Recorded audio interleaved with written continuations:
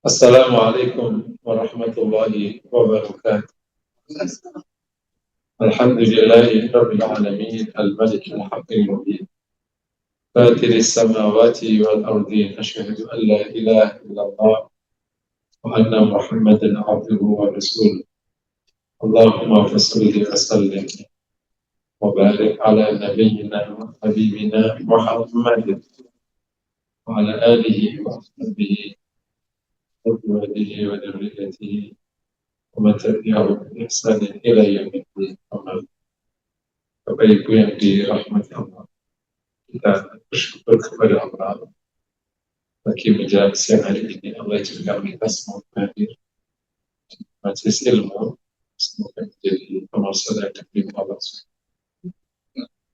Tentang kematangan spiritual itu memang harus ada dua hal yang kita usahakan. Yang pertama, kita memang niat untuk bisa meningkatkan ruhiyah spiritual. Memang kita mau ini dorongannya bisa tertarik, bisa karena terlanjur, jadwalah mau ngapain, misalnya kayak gitu. Yang jelas harus ada kemauan. Yang kedua, ada ketekunan. Nah, kalau tidak ada kemauan, apapun alasannya, maka materi tazkiyatun nafs itu akan lebih merumitkan dia. Karena ilmunya udah tinggi, tapi mentalnya belum naik.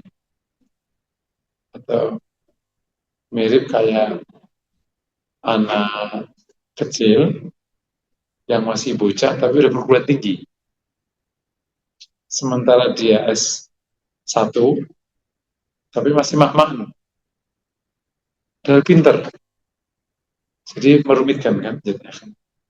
Kalau dia masih mah-mahan, mendingan di SMP aja. Tapi dulu dia pinter, loncat-loncat sekolahnya. Akhirnya jadi berkah. Nah, kematangan spiritual atau kematangan ruhiyah itu tentu semuanya karunia Allah. Tapi harus ada niat. Dan tumbuhnya niat ini yang paling bagus muncul karena ketertarikan. Karena ada daya dorong suka. Suka itu sebabnya banyak. Bisa karena memang umur, bisa karena keadaan hidupnya. Ada orang tertentu yang akhirnya menekuni bab ini karena udahlah pusing hidup, misalnya kayak gitu, dia menekuni. Atau karena umur, memang proses waktu membuat dia udah di sini. Tapi nggak sedikit, sudah ada umur, ada kondisi yang memungkinkan dia akan masuk ke area ini. Tapi nggak juga. Itu mirip, pernah dengar ada anak muda yang nggak kawin-kawin. Dan udah waktunya. Bahkan sudah punya pacar, udah 10 tahun yang lalu, nggak kawin-kawin. Kenapa nggak kawin-kawin? Ada situasi di dalam emosinya yang menyebabkan dia takut memasuki dunia pernikahan. Takut akan komitmen biasanya. Takut dituntut pulang. Takut disuku nafkahi. Kalau nggak punya duit nanti gimana? Mendingan pacaran aja deh. Nah, terkadang kita itu sudah berumur, tapi takut.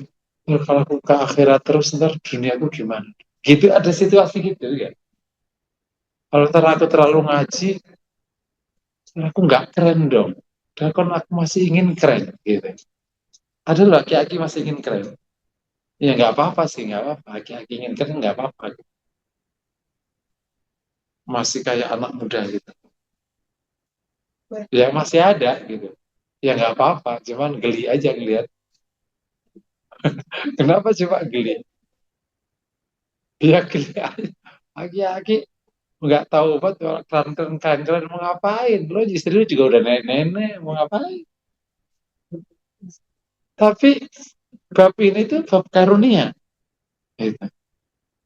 Mirip tadi kan, mestinya anak umur 27, apalagi sudah pacaran 10 tahun dari SMA. Gitu. Kan nikah aja bang, udah. Berarti kan 7 tahun udah cocok kok, nggak konflik kan. Tapi ya ada situasi yang membuat dia nggak berani-berani. Nah, itulah kira-kira ilustrasinya yang gampang aja dipahami. Nah, jadi yang diperlukan kita itu adalah komitmen, terutama karena rasa suka. Nah, tentu semoga dengan usaha itu Allah bimbing kita itu akhirnya menikmati, menikmati, menikmati. Karena kalau tidak menikmati, nggak akan menekuni. Dan itu berawal karena mungkin tidak niat. Nah, ini yang benar-benar karena si kematangan ruhiyah itu benar karena urusan kita sama Allah kan di hati kan. Akhirnya kan mirip antara orang yang berharap pada Allah sama yang tidak berharap kan mirip-mirip. Mirip mukanya mirip. Tapi kalau orang sholat sama itu kan sholat ini nggak sholat. Gitu. Kalau amal hati itu kan benar-benar sangat personal. Nah, terutama yang kita bahas bab zuhud ini. Ini bab Imam Baihaqi meletakkannya bab nomor 9 sampai paling akhir. Meskipun sebenarnya yang paling tinggi itu mahabbah, tapi zuhud itu bab yang ditakuti banyak orang. Karena orang punya asumsi kalau zuhud maknanya itu kiri. Kalau zuhud itu maknanya kiri, terus sangat nelangsa. Zuhud itu maknanya akhirnya tidak keren lah gitu. Kalau tidak keren gitu. Zuhud itu maknanya ya udah nggak kinclong gitu kalau di perempuan. Zuhud itu rungsep lah, rungsep gitu. Rungsep ya. Itu zuhud itu nggak setrikahan bajunya. Pokoknya anulah disok gitu. Nah, ada persepsi-persepsi yang muncul tentang zuhud. Entah didapat dari mana. Sehingga tidak sedikit yang takut sekali belajar zuhud dan zuhud. Padahal zuhud itu, saya mudahkan ya bahas zuhud itu adalah sikap paling tepat tentang dunia. Saya ulangi lagi. Zuhud itu sikap paling tepat tentang dunia. Sekarang saya berikan ilustrasi. Saya harus memahamkan, kemarin kan sudah dikasih pengantar dan ada definisi sudah ya. Bapak-bapak pernah nggak dicintai istri yang berlebihan? Belum pernah ya? Ini pakai, ada laki-laki mencintai istrinya luar biasa. Sehingga kemana-mana berdua. Istrinya nggak ngantor, tapi ikut ke kantor. Duduk di sampingnya, ke kamar mandi berdua, ke dapur berdua. Nggak pernah lihat ya? Ya aku ceritain sekarang. Terus, Bu, aku mau rapat, aku ikut. Yang kayak gini ini, istri yang nyebelin malah nyenengin. Atau nyenengin. Yang kayak gini itu loh, cinta yang berlebihan itu, nyenengin apa nyebelin? Halo? Malah nyebelin. Nah itulah kalau kamu cintai dunia itu nyebelin justru. Ada orang bawa kendaraan, terus lecet. Lecet. Terus gimana jelek? Nyebelin nggak kok gitu? Paham lagi? Terus ada orang nabung, nabung, nabung. Terus beli motor. Saking takutnya motor, maka motor ini akhirnya diikat di tempat tidurnya. Ini cerita lama, orang punya Honda pertama kali. Tahu nggak Honda zaman dulu, tahun 70 itu. Ada orang desa punya duit, akhirnya beli Honda. Karena saking takutnya Honda hilang, Hondanya diikatlah ke tempat tidur. Tapi ternyata dia masih takut. Diikatlah ke kakinya. Bener. Malam itu Hondanya emang dibawa orang. Didobrak, ditarik, bisa. Akhirnya dia keseret-seret. Orang yang mencintai Honda seperti ini tuh nyebelin apa nyenengin? Itu bodoh namanya. Dunia itu hanya perlu kau tatap pada ukuran. Begitu melebihi batasnya, engkau yang susah. Tapi manusia emang suka susah. Gitu. Memang suka susah. Bal tuhibbunal ajilah wa tadharunal akhirah. Kok suka yang sekarang? Yang akhirat malah engkau tidak tinggal. Tuhibbunal mala hubban jam. Kau sangat mencintai harta. Zuhud tidak sedang menafikan rasa senangmu terhadap harta. Itu dinyatakan oleh Umar. Rasul mengatakan, hubbiba ilayya min dunyakum at-tibu wan nisa. Dicintakan padaku dari dunia kalian, wewangian dan wanita. Bukan berarti kalau zuhud nggak ada rasa tentang dunia. Nggak ada rasanya. Ini loh kamu mau nikah? Nggak. Aku akhirat aja. Aku bidadari. Itu nggak penting. Enggak. Engkau tetap punya rasa. Engkau juga punya rasa makan enak. Boleh. Tetapi fokus utamamu adalah akhirat. Zuhud itu adalah sikap yang tepat tentang akhirat ketika berhadapan dengan dunia. Dan itu logik. Gitu. Ya, definisinya sudah kita sebut di pertemuan sebelumnya ya. Saking tertariknya dan cintanya sama akhirat, maka dunia tidak masuk dalam perhitungannya. Dunia yang tidak masuk dalam perhitungannya ini bukan berarti dia tidak punya rasa. Dia punya rasa. Karena itu Allah yang tanamkan. Ketika turun ajzi inalina suhubu syahawati minan nisa, Umar bertanya, ya Rasulullah, semua kita pasti suka kalau dikasih ini, kasih ini. Rasul tidak menafikan itu. Ketika datang rampasan perang dari Bahrain, seorang sahabat ngumpul. Dan Rasul senyum-senyum. Sesuatu kalau itu salah, pasti akan diingkari oleh Rasulullah. Oh, nggak boleh kalian. Situasi itu ada. Tapi basyari, bersifat kemanusiaan. Dia tidak bersikap sikap utama apalagi ideologi. Sehingga menafikan akhirat, mengutamakan dunia. Atau menyamakan akhirat dengan dunia. Enggak. Serius ya Allah ya. Nah, dan sikap mengutamakan akhirat daripada dunia itu justru yang paling logik. Sekarang pakai logika dulu, nggak usah pakai dasar agama dulu. Pakai logik. Yang pertama, akhirat itu ada dan nyata. Sip. Dan kehidupan akhirat itu realisasinya ekstrim. Kalau bahagia, bahagia sekali. Kalau sengsara, sengsara sekali. Sementara dunia itu berwaktu dan relatif. Makanya Allah sebutkan wa inna daral akhirah lahiyal hayal. Sesungguhnya negeri akhirat itulah sesungguhnya kehidupan. Kalau ini itu main-main hidup. Emang benar main-main kan? Tingkat tertinggi pencapaian orang namanya politik. Disebut permainan politik. Emang permainan.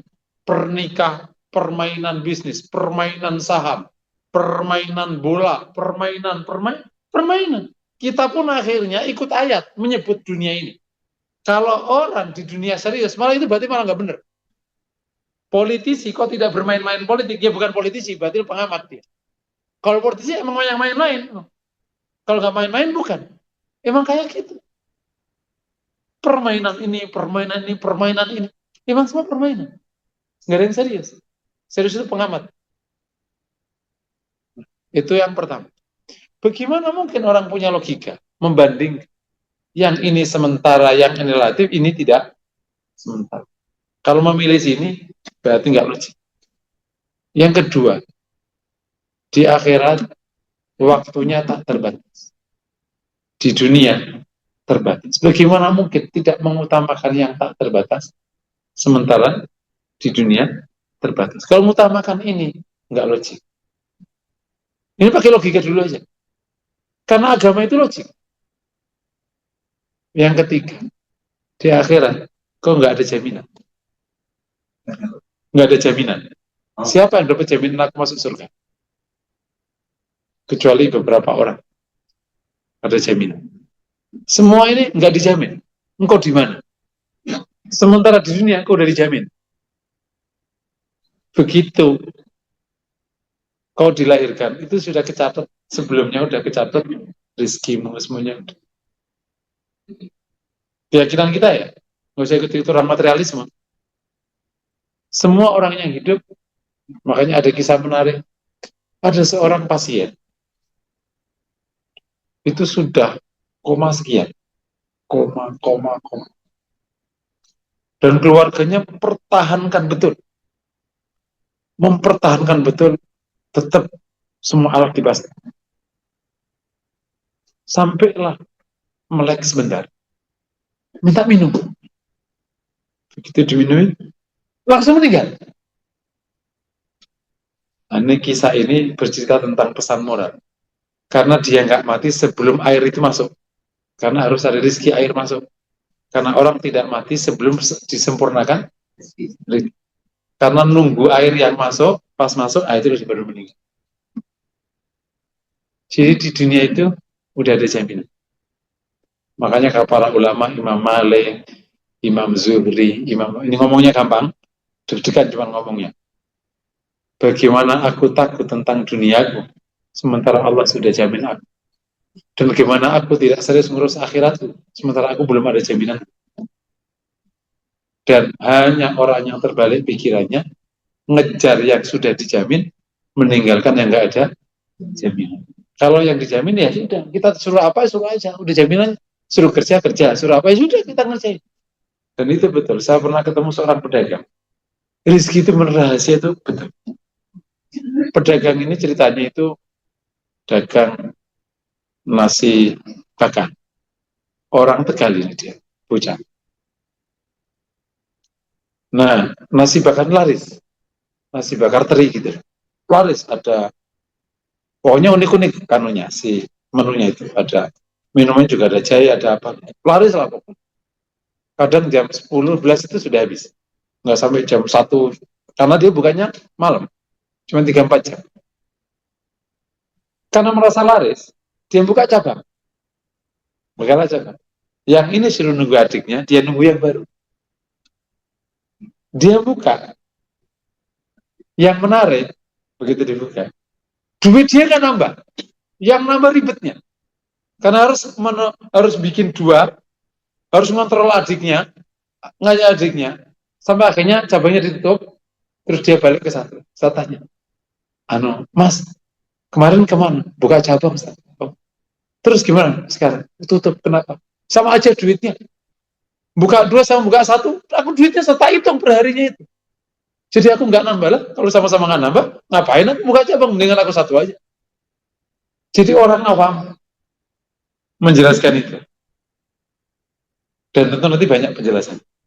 Artinya, kita pada posisi di dunia ini, Allah sudah jamin padamu. Ada umurnya, ada macam-macam ya, sudah Allah tetapkan. Dan aku berjalan sesuai dengan yang dicatat oleh Allah. Di akhirat nggak ada jaminan. Maka yang logik, kau berusaha yang belum ada jaminan itu. Yang ini ala kadarnya, memenuhi syarat jaminan aja. Kan dijamin dengan syarat kau begini, ya udah, memenuhi syarat aja. Suruh kerja. Kalau wanita ya baiklah sama suaminya. Itu kan syaratnya aja. Kau nggak diwajibkan nyari harta. Tapi Allah kan kasih hidup sama kau, pasti dikasih rezeki. Entah dari mana. Ya suami yang sayang samamu itu rezekimu, makanya jaga aja jadi wanita yang baik. Pokoknya makan aja. Betul nggak kira-kira? Nggak perlu kok ngucar-ngucar ke sana kemari, nggak perlu juga, kau nggak wajib kok. Yang penting, ayo mas, pokoknya semangat mas. Itu aja cukup kata-kata itu aja. Pokoknya mas kalau sayang sama aku sayang lah. Kata itu aja udah mujarab. Kerja keras, mati-matian tuh suamimu. Duitnya ngalir ke sini, betul? Nah, emang tugasmu itu kok. Tugasmu itu suruh jadi wanita yang baik. Laki-laki tugasnya jadi laki-laki yang kuat. Bener nggak? Ada nggak anak-anak yang nggak kerja terus nggak makan gitu? Anak-anak nggak ditugaskan oleh Allah nyari nafkah. Ya kasih makan kan caranya. Bapak ibunya yang kasihan anakku belum makan. Lah kan bisa jajan. Nggak bisa, aku pulang dulu. Enggak. Oh, ya makan dulu. Gitu. Kasihan ini tanamkan oleh Allah pada kedua orang tuanya. Makan dia hidup. Mana-mana udah enak banget tuh bocah-bocah. Rizki Allah tuh. Gitu. Ini kalau bab rizki manusia ada rizki binatang. Itu gimana, Cuk? Jadi kucing itu meninggal bukan karena kelaparan. Ini data yang diambil sama Sena, anakku ini. Dia sering gitu. Rata-rata kucing mati itu karena umur, bukan karena kelaparan. Padahal kucing nggak punya kerjaan tetap. Serius. Nggak pernah. Jadi kucing itu meninggal rata-rata karena umur. Kan dia umurnya 20 tahun kalau nggak salah. Dan kalau dia mau mau meninggal dia akan nyari tempat. Kayak ada rasa gitu. Dia pergi jauh. Makanya tidak banyak bangkai. Kecuali kecelakaan itu lain. Dan yang lain-lain. Ada burung, ada semua Allah kasih rezeki. Jadi justru zuhud itu tindakan paling logis. Di samping dia tindakan paling logis, zuhud itu tindakan untuk mendukung diri kita, bukan menyusahkan diri kita. Orang yang tidak zuhud justru tidak mendukung dirinya, karena kita lebih butuh akhirat. Yang kedua, kita ingin tenang di dunia. Kenapa zuhud membuat kita tenang? Begitu engkau tidak terlalu terikat dengan dunia, kau bahagia. Yang membuat tidak bahagia, kau terikat. Saya pernah kisah nyata kan ya, saya pernah kisah nyata tentang tantenya teman saya yang dia diplomat dari Jerman pulang. Saya punya teman di Belanda namanya Mas Robur, asli anak Senen, sekarang udah di Belanda sejak kapan. Mas Robur ini Mas Robi, punya tante dari diplomat di Jerman, suami yang jadi diplomat. Pas pulang, dia punya kesempatan untuk beli Mercy seri S. Zaman itu belum ada S di sini. Zaman itu akhirnya harganya 700. Zaman itu untuk kapan gitu? Zaman itu. Kok 2,5. Saat di sini harganya sudah lima atau berapa? Pokoknya dia dapat harga bersepat. Terus dia apa namanya? Kan tuh nggak pakai pajak macam-macam karena nggak TPM kan, agak panjang, akhirnya dia nembus 500. Jadilah mobil itu masuk lagi kan. Saking mahalnya nih mobil, mahal-mahalnya waktu itu. Itu si tante ini kalau naik mobil itu stres. Begitu lewat, itu baju lewat, motor lewat. Gimana sih? Ya Allah, tante kita udah hati-hati. Itu masa nggak jalan? Yuk jalan hati-hati. Jadi akhirnya jalan. Yang hati-hati gitu. Jadi si sopirnya benar ditablet-tablet terus tuh. Lah kan di Jerman emang keadaan terkontrol. Lah di sini kan ada baju, ada motor. Bagi kalau pagi gitu. Rumahnya kan di daerah Tebet. Sampai sekian lama, akhirnya dia stres naik mobil itu. Akhirnya mobil itu dikandangin. Stres lah mobil kayak begitu. Akhirnya dia beli Kijang. Nah, waktu Kijang nggak pakai dedek, udah jalan Pak. Berapa juga nggak apa-apa lah, kan nggak mahal-mahal amat kok. Akhirnya mobil itu dijual karena setahun nggak dipakai. Karena nggak ATPM, akhirnya kan murah. Akhirnya di bengkelinya, karena udah lama nggak dipakai, di bengkelnya di Tebet, di pinggiran itu. Jadi, Anda bahagia ketika Anda tidak terlalu terikat. Betul. Begitu Anda terikat, kau nggak bahagia. Ini kisah nyata. Begitu kau terikat dengan rumahmu, kau nggak bahagia. Begitu kau terikat dengan posisimu, kau nggak bahagia. Begitu kau terikat dengan istrimu, dengan suami, kau tidak bahagia. Cintailah pada kadar yang Allah izinkan. Dan orang zuhud diizinkan. Bukan tidak diizinkan, karena dia tidak kehilangan kemanusiaan. Tapi engkau selalu memprioritaskan akhiratmu daripada dunia. Bahwa dalam prakteknya akhirnya banyak yang sehingga peduli, itu namanya ekses. Itu bukan definisi. Sampai akhirnya orang kumel, baju nggak disetrika, makan nggak enak, kumuh, nggak mandi, rumah nggak rapi, itu ekses, bukan definisi. Saking kayak gitu, kayak orang saking fokusnya belajar sampai dia lupa mandi, kan nggak bener kan? Mestinya kan boleh mandi dan tetap harus wangi, tapi dia fokus belajar bukan fokus wangi kan? Maksudnya ada yang fokus wangi, lu nggak belajar, ntar dulu gua nongkrong dulu kali-kali dapet, lo kesini belajar, gampang lah, itu namanya fokus wangi. Kalau ini fokus belajar, tapi ada orang yang fokus belajar ekses, akhirnya dia nggak mandi seminggu, kan bukan berarti definisinya begitu kan, nah, macam sedih banget kira-kira ya. Itu zuhud. Jadi zuhud itu tindakan untuk mendukung diri kita. Engkau akan bahagia di dunia dan bahagia, karena dunia ini begitu kau cintai berlebihan, apalagi kau stres untuk mendapatkannya, dan kau sampai nggak peduli urusanmu, kau nggak bahagia. Apalagi sampai kau terjang halal haram, rusak hidup. Dan ini kisah nyata banyak tentang orang yang nggak peduli halal haram. Kenapa nggak peduli halal haram? Saking senengnya kan, saking inginnya mengumpulkan semua yang ia kumpulkan, mengejar yang ia kejar. Gak lama dia meninggal. Orang paling puncak dalam karir politik namanya Fir'aun. Belum ada yang lain. Orang dalam puncak karir harta namanya Qarun. Belum ada yang sampai sekarang hari ini. Belum ada. Saya nggak tahu jumlah hartanya, tapi sampai hari ini jumlah hartanya dibanding siapapun belum ada yang bisa nyampe Qarun dan lain sebagainya. Di mana mereka hari ini? Hanya ditulis 5 baris di buku sejarah dunia. Apa itu mau kita cari?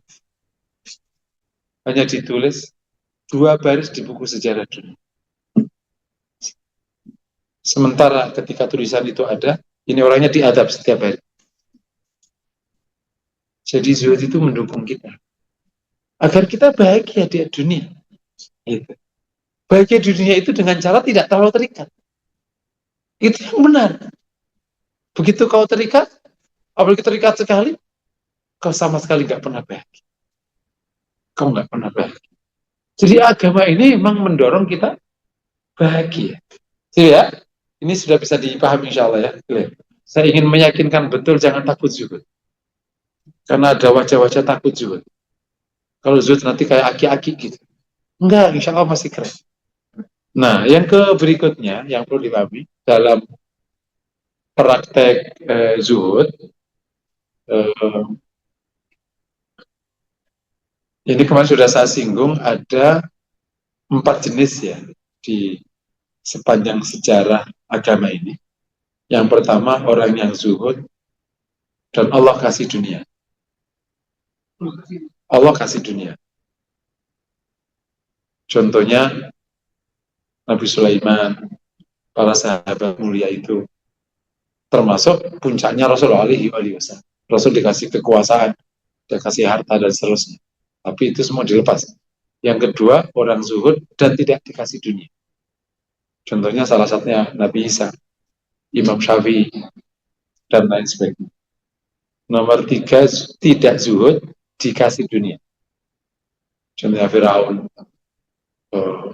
akhirnya Ul-Kufar, orang-orang kafir yang kaya, dan lain sebagainya. Yang nomor 4, tidak zuhud dan tidak dikasih dunia.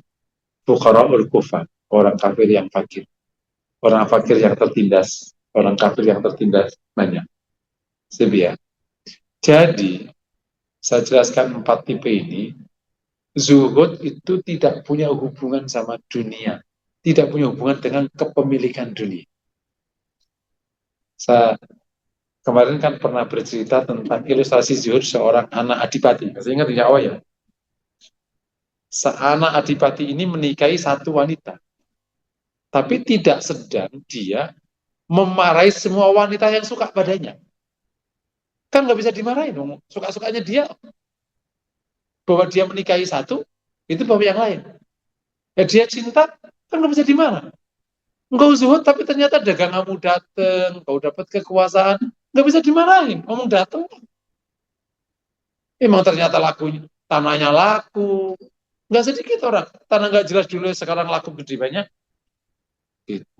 Ternyata akhirnya engkau dapat apa, nggak terbayang sebelumnya. dapat promosi yang nggak terbayang. Dulu kayaknya nggak ada promosi kan.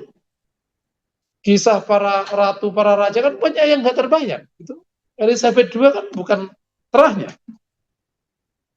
Bahkan Elizabeth I juga bukan terahnya sebenarnya. Sudah anak dibuang oleh Raja Henry. Siapa lagi yang bukan terahnya? Nggak sedikit. Pak Harto kan nggak nyambung kalau jadi presiden. Wong anak orang kemusuh. Jadi akan datang sesuai dengan yang Allah tetapkan. Gitu. Dan kalaupun kau kejar, kalau nggak dapat juga tidak dapat. Ribuan orang ngejar, betul? Nggak dapat juga. Dan lain sebagainya. Jadi zuhud itu tentang sikap mental terhadap akhirat. Dunianya tergantung kuasa Allah. Nah, meskipun dia berlimpah dunia, zuhud mah tetap zuhud. Meskipun dia punya pasangan yang luar biasa tadi, istri adipati, tetap hatinya fokus untuk mensejahterakan rakyatnya. Meskipun dia ada di samping wanita yang luar biasa. Paham ya? Zuhud. Meskipun dia makan enak, mungkin dia punya posisi, mungkin, tetap aja fokus utamanya gimana selamat akhiratnya. Bahwa akhirnya dia kursinya enak, bahwa akhirnya ya dia jalani aja. Dan rasanya juga nggak jauh-jauh beda dengan yang tidak. Makanya akhirnya dia tidak besar karena dunia, juga tidak kecil karena dunia. Itulah yang disebut orang selesai dengan dirinya. Itu dalam leadership, itu leader nomor 5. Jadi materi zuhud itu sekarang diadopsi di leadership. Secara tidak sadar mereka. Namanya leader tingkat 5. Leader tingkat 5 itu seorang leader yang tidak lagi berfokus memperhatikan kepentingannya. Ia memperhatikan kepentingan organisasi dan rakyat. Bagi dia, yang ia perjuangkan rakyatnya atau organisasinya. Ia sudah enggak. Itu zuhud enggak namanya? Ia perjuangkan akhiratnya. Ini udah enggak. Tapi leader poin 5 ini justru itu dirut biasanya. Gajinya paling tinggi enggak? Dan itu yang buat organisasi benar. Sampai ada doktrin di leadership itu. Kalau leadermu justru lebih gede daripada perusahaanmu maju. Lebih gede itu maknanya leader ini tidak sedang memperjuangkan dirinya. Dia memperjuangkan organisasinya dan dirinya dilepas. Itu namanya lebih besar daripada organisasi. Tapi kalau leader lebih kecil daripada organisasi, maka organisasimu akan ambruk, perusahaanmu ambruk. Karena orang ini yang diperjuangkan dirinya, bukan perusahaannya. Maka perusahaannya bisa digerogoti demi dirinya, ambruk perusahaannya. Jadi zuhud itu luar biasa. Dampaknya kemana-mana. Nah, kamu ulang lagi 4 praktek zuhud. Artinya, meskipun zuhud, itu bukan berarti dia tidak dihinggapi. Itu kuasa Allah Subhanahu wa Ta'ala. Ada sebagian orang zuhud yang dihinggapi dunia, bahkan sampai level kekuasaan tinggi, bukan sekedar harta, popularitas, kesehatan, keluarga, dan seterusnya. Siapa yang gak iri pada Abu Bakar radhiyallahu ta'ala? Ini orang Masya Allah. Ia sudah dapat jaminan surga. Jadi, punya keluarga luar biasa keren-keren. Kan Allah kasih karunia wajah Abu Bakar itu. Ganteng dan anaknya cantik-cantik yang perempuan. Super. Abu Bakar itu langsing orangnya. Gak gede gitu. Enggak. Putih. Langsing gitu. Jadi emang kalau sekarang emang keren. Gitu. Terus punya keilmuan. Sejak dulu punya harta. Bukan keluarga yang gak punya. Dia punya harta. Makanya gak pernah diganggu sama orang Quraisy. Karena dia asyraf, elit. Di Quraisy itu elit, makanya nggak diganggu. Kalau dia sholat di depan rumah, dia nangis, orang kafir yang lihat. Nggak berani nyentuh, karena sangat terhormat. Sejak Quraisy sudah terhormat. Oke. Ada harta, ada wajah, terus punya posisi sosial. Pas masuk Islam, bayangin aja, orang Islam pertama, jaminan surga, punya mantu Nabi, bayangin aja coba. Dia jadi khalifah. Artinya ini praktek zuhud yang bahkan kita pun nggak pernah bisa menyentuh achievement-nya. nggak pernah punya achievementnya, nggak pernah menyentuh. Hari ini orang punya keluarga bagus, itu udah luar biasa. Udah pencapaian punya keluarga bagus. Tapi keluargamu, alhamdulillah bagus-bagus, cananya rapi-rapi, bagus, ketata, alhamdulillah. Kalau enggak, rungsek anak. Bapaknya kemana, anaknya kemana, maknya kemana. Dan lain sebagainya. Nah, orang zuhud yang dikasih dunia itu, ya, tadi kan ada 4 ya. Zuhud dunia, zuhud enggak zuhud dunia, enggak zuhud, enggak. Yang zuhud dikasih dunia dalam praktek ada 2 jenis. Yang poin pertama ada 2 jenis. Orang zuhud dikasih dunia dan menggunakan dunianya full, bahkan sebagian besarnya untuk akhiratnya. Dipakai dunianya untuk menegakkan tulangnya. Dia tidak hidup berlimpah. Yang kedua, orang yang zuhud dikasih dunia dan menggunakan cukup berlimpah. Selebihnya dibawa ke akhir. Yang pertama itu Rasulullah. Rasul itu punya kekuasaan, punya harta, papasan perang, punya harta dulu. Tapi semua digunakan untuk kebajikan di akhirat. Sampai Rasul pernah tidak punya dan pernah hidup pas-pasan. Hidup pas-pasan itu bukan berarti hidup enggak punya. Rasul itu papasan perang nggak sedikit ke Rasul. Kan 1/5 dapatnya. Tapi dapat langsung dilepas. Jadi itu namanya menggunakan semua dunianya untuk akhiratnya digunakan di dunia ala kadar. Itu tipe pertama. Itu yang paling baik. Nah, kalau kita buat ilustrasi, perantau yang kayak gini itu perantau Tegal. Tegal itu kalau di Jakarta, itu jarang bikin rumah di Jakarta. Orang Tegal itu. Yang tukang warteg gitu. Bikin rumah bagusnya itu di Tegal. Dan nanti kalau belanja, nggak mau belanja di Jakarta. Belanjanya di Mall Ria, Pojokan, tengah itu loh. Tanggal 26 Ramadan. Sepakat dia. Dia nggak belanja di Jakarta. Jadi semua hartanya dibawa ke Tegal. Beda perantau Padang. Kalau Padang, kalau dia kaya di sini, dia nggak pulang. Nah, jadi kalau yang mengikuti Rasul itu Tegal. Jadi dibawa pulang semuanya hartanya ke akhirat. Nah, sementara ada orang zuhud dikasih dunia tapi hidup berlimpah. Nabi Sulaiman, Utsman bin Affan. Nah, kalau Abu Bakar Umar mengikuti Rasul. Utsman berlimpah. Ketika berlimpah, ditanya sama sahabat, ya Utsman, kenapa engkau tidak kayak Umar yang sangat sederhana, yang bajunya ditempel?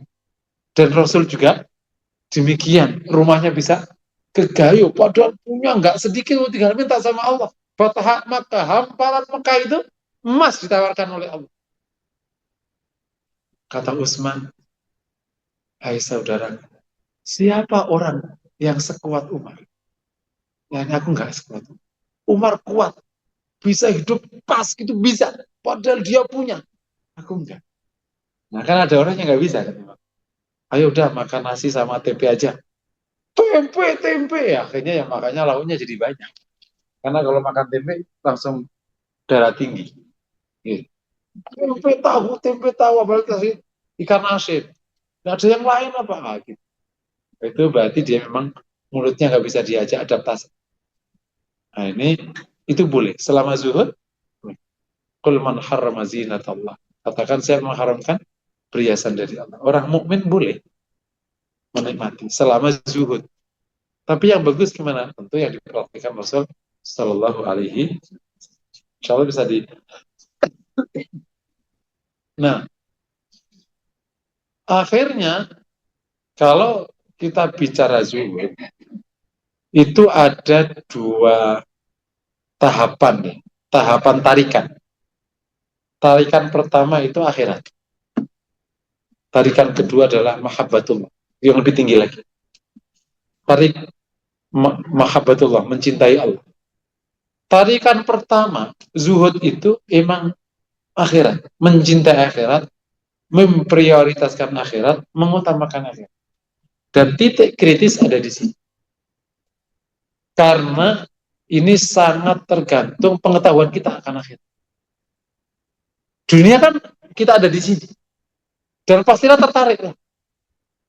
Wong kita nyentuh kan, apalagi yang sudah mencicipi. Emang enak. Kata beberapa yang berkuasa, kuasa itu emang enak, makanya nggak mau turun. Ya, emang semuanya mudah, jalan nggak pernah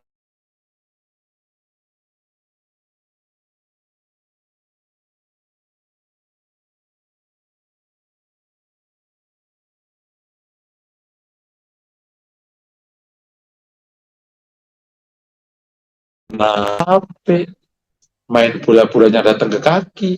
Bayangin coba.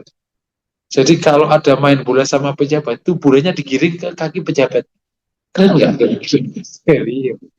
Itu cara jilatisme yang paling cepat untuk naik pangkat. Kalau apa? Main golf itu bosnya selalu menang karena yang anak buahnya itu nyala-nyalain supaya kalah. Ini kan cerita para bos yang main golf kan. Kalau main apa itu tenis, itu bolanya itu gak jauh-jauh, jadi nggak usah sampai cross-cross ngejar bola, bolanya itu datang ke depannya, enak aja. Gitu. Bayangin, main aja enak, menang terus, dapat tepuk tangan, jelek dibilang bagus, bagus dibilang super bagus. Pak, ini sendal, oh bagus, Pak, bagus banget. Waduh, bagus. Semua pujian hari-hari. Kalau lagi, ya, siapa yang nggak suka? Orang, manusia. Lagi kekayaan, siapa yang nggak suka kaya? Keindahan, siapa yang nggak suka keindahan? Semuanya suka. Nah, sekarang kan itu semua kita lihat, kita rasakan. Ada experience, berarti kan ada imajinasi, ada rasa, ada memori kan. Memori pernah nguing-nguing di jalan, memori pernah makan enak, memori pernah menyentuh perkara indah, memori. Akhirat apa yang membuat kita punya memori? Nah, ini yang jadi perkara. Kenapa zuhud itu nggak bisa? Tarikan, pull akhiratnya itu nggak ada. Sementara kita dengar akhirat itu seminggu sekali, sebulan sekali, itu pun cerita global. Ayo kita ke akhirat. Ustaz-ustaz aki-aki, ayo kita ke akhirat, akhirat, akhirat. Ada apa? Sementara semua yang ngaji akhirat ini setiap hari makan enak, setiap hari dilayani, setiap hari kasurnya enak, setiap hari, setiap hari, setiap hari. Makanya Ibnu Qayyim pernah mengatakan, ketika ada orang hidupnya itu nestapa, nggak punya harta, nggak punya posisi, nggak punya apa, akhirnya dia terpaksa zuhud. Itu lebih baik daripada nggak pernah zuhud sama sekali. Kenapa zuhud? Udahlah, dunia pusing. Maka juga nggak pernah enak. Udahlah, kita fokus ibadah aja lah, mati-mati. Itu namanya terpaksa zuhud. Dia kalau udah memori indah tentang dunia, udah raya jelata dari muda, nggak pernah ada posisi. Setiap jalan dipikirin mulu sama rider. kan geli kan. Yang mikir itu temen lagi. Temennya lagi gitu kan. Kan kita tahu mobilnya. Di minggir. Minggir. Yang lewat temen. Kalau gua gak ada modal, gua timpuk nih gitu. Orang gak pernah menikmati, akhirnya kan benci. Oh, udahlah. Nah, itu cerita orang miskinnya akhirnya zuhud beneran.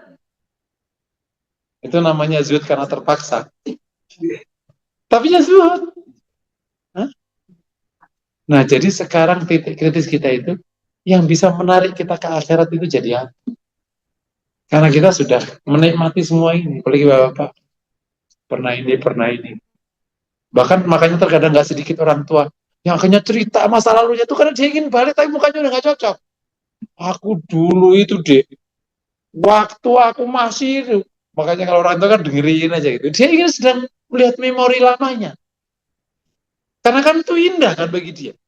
Dibukain pintu, ditutupin pintu. Setiap ngomong bener mulu, nggak pernah salah. Enggak. Bos-bos itu kan, siap bos. Ini gimana? Siap bos. Kamu tadi kemana? Siap bos. Saya tadi, siap jenderal. Saya tadi sholat, siap salah. Gitu. Si anak buah di jenderal ini kalau sholat dipanggil kok gak datang. Itu bahasa gini. Siap komandan. Saya tadi sholat, siap salah. Lu sholat terus. Oh kan gak gitu. Bahaya Ustaz. Siap komandan. Saya tadi sholat, siap salah. Gitu. Makanya jenderal itu baru bisa ngomong kalau nggak jadi jenderal. Kan gitu katanya. Kalau ada jenderal atasannya nggak boleh ngomong dia. Entar makanya yang keras-keras itu ya sudah pensiun kan. Karena nggak ada lagi atas. Jadi kamu lagi-lagi. Jadi berarti poin pertama gimana kita bisa narik ke akhirat. Beberapa cara. Itu baca detail tentang akhirat. Detail. Baca tentang akhirat secara detail. Bukunya Tadhkirah Imam Qurtubi, dibaca aja. Kalau enggak akan ketarik. Gitu. Nah, dulu para sahabat itu kan dapat cerita ini langsung dari Rasul. Dan Rasul kan melihat surga itu, lihat akhirat waktu Isra Mi'raj kan, diperlihatkan. Jadi Rasul nyeritain kan jadi enak. Sahabat makanya, aku kalau ketemu engkau seakan-akan aku lihat surga. Lah iya. Jadi cerita itu kan langsung membuat imajinasi kan. Nah ceritanya bapak ini mie ayam, mie goreng, mie apa. Gak ada cerita. Terus kayak gimana mau ketarik akhirat. Ceritanya mie ayam, mie goreng, mie rebus, mie tek-tek. Apalagi yang dari Bandung, mie kocok. Ya udah, nggak ketemu. Ceritanya apa. Yang pensiun ceritanya jalan pagi setiap hari, pamer langka. Nah, ya udah ya ceritanya di situ-situ aja ceritanya. Hah? Kan kalau pensiun itu kan ada kegiatan Orjapa, olahraga jalan pagi ya. Akhirnya kan supaya nggak jenuh kalau setiap pagi. Tapi dampaknya sampai tidur masih jalan. Kayak orang nggak jelas tujuan gitu, jalan kemana-mana kan. Aki-aki itu loh, kan banyak. Tempat aku ada Orjapa itu. Kumpulan pensiun, jalan pagi sampai jam 11. Serius, jam setengah 12, jalan aja kemana-mana. Nanti balik, gitu. Sampai rumah jadi bisa tidur kan. Kalau enggak, ngapain pagi-pagi? Nah, mau tak kasih kerjaan jadi padanya pembangunan. Ini sini, Kang Nganggur tak kasih kerjaan, pada pembangunan. Begitu. Pembangunan masjid setia, supaya ada kerjaan. Jadi perlu baca. Yang kedua, perlu dengar lebih sering. Dunia ini kan 4, 5, 6 indera ini kan terhubung. Kita dengar, kita melihat, kita nyentuh. Ya, dampaknya ke emosi ya, dekat. Makanya kalau dalam teori teori teori apa itu iklan itu semakin bisa menyentuh sebanyak mungkin indera, maka semakin efektif dan lekat. Maka lawannya, bapak-bapak yang punya anak, semakin tidak kesentuh inderanya anak dari iklan, semakin nggak punya imajinasi barang itu.